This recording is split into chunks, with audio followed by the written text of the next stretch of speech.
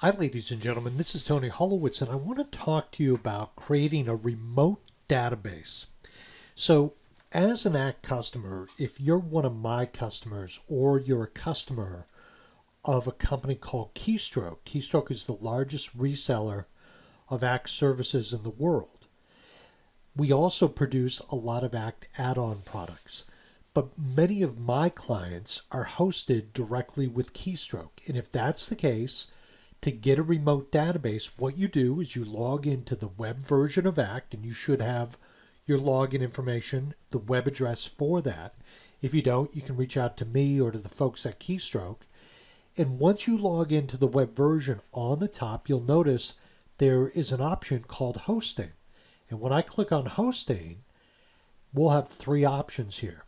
We can create a new remote database or a new user or reach technical support. Click on New Remote Database.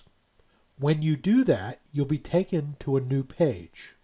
The page will look just like this, and there is a chance it will have already filled in your name and your company and possibly your email.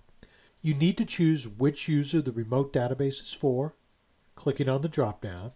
If you need to replace a remote database, you can do it here and tell them which one.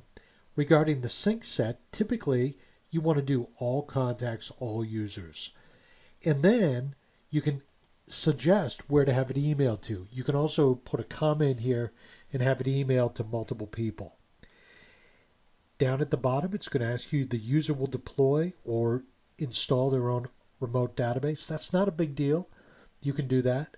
Or if you need assistance, let them know that as well, or you can reach back to me. But this is how you create a new remote database. Ladies and gentlemen, my name is Tony Holowitz. Thank you very much.